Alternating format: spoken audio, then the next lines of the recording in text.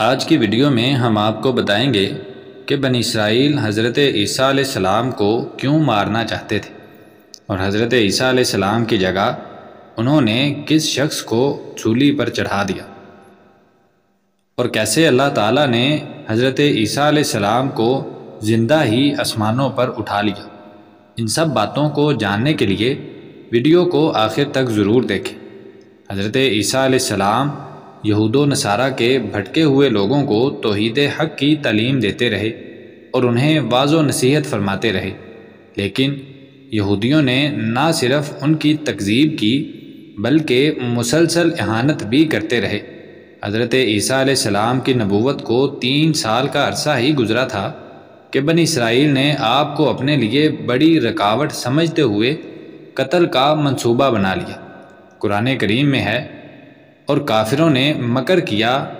اور اللہ تعالیٰ نے بھی خفیہ تدبیر کی، اور اللہ تعالیٰ سب خفیہ تدبیر کرنے والوں سے بہتر ہے۔ حضرت عیسیٰ علیہ السلام کے زمانے میں شام کا علاقہ رومیوں کی سلطنت میں تھا۔ یہاں ان کی طرف سے جو حکمران مقرر تھا وہ کافر تھا۔ یہودیوں نے حضرت عیسیٰ علیہ السلام کے خلاف اس کے کان بھر دیے، چنانچہ اس نے یہودیوں کے مطالبے پر حضرت عیسیٰ علیہ السلام کو سولی دینے کا فیصلہ کر لیا، لیکن اللہ تعالیٰ نے انہیں باحفاظت آسمانوں پر اٹھا لیا اور ان کی جگہ ان کے ہم شکل کو سولی دے دی گئی، اور لیکن وہ یہی سمجھتے رہے کہ انہوں نے مسیح ابن مریم کو سولی پر لٹکا دیا۔ ہوا کچھ یوں کہ جس جگہ حضرت عیسیٰ علیہ السلام ٹھہرے ہوئے تھے اس جگہ کا علم صرف حواریوں کو ہی تھا۔ ان حواریوں میں سے ایک نے یہودیوں کو جا کے بتا دیا کہ حضرت عیسیٰ علیہ السلام کہاں ٹھہرے ہیں، اور ان کو لے کے ساتھ آ گیا۔ جب وہ کمرے میں داخل ہوا تو حضرت عیسیٰ علیہ السلام کو اللہ تعالیٰ نے اس کے آنے سے پہلے ہی زندہ آسمان پہ اٹھا لیا تھا، لیکن جب وہ شخص اندر داخل ہوا تو اللہ تعالیٰ نے اس کا چہرہ حضرت عیسیٰ علیہ السلام کے چہرے جیسا بنا دیا۔ جب یہودی پیچھے سے اندر داخل ہوئے تو انہوں نے اس شخص کو حضرت عیسیٰ علیہ السلام سمجھ کر سولی پر چڑھا دیا، اور وہ یہی سمجھتے رہے کہ ہم نے جناب عیسیٰ علیہ السلام کو سولی پر لٹکا دیا ہے، اور قیامت کے قریب آپ دوبارہ زمین پر نزول فرمائیں گے۔ حضور صلی اللہ علیہ وسلم نے ارشاد فرمایا کہ آپ دمشق کی جامع مسجد کے مشرقی مینار کے پاس اتریں گے، اور آپ کسی نبی کی حیثیت سے نہیں آئیں گے،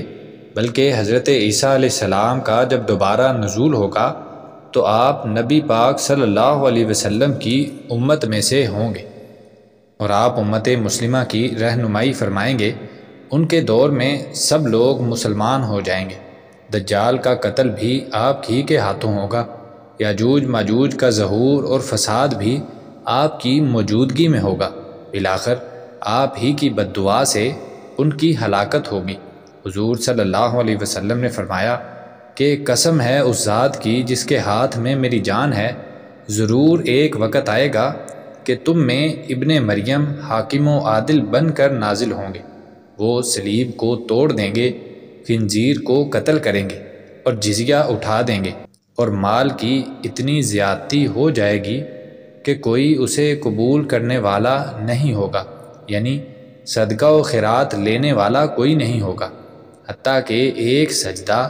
دنیا و ما فیہا سے بہتر ہوگا۔ یہ واقعہ حدیث کی کتاب صحیح بخاری اور قرآن پاک میں سورہ نساء کے اندر موجود ہے۔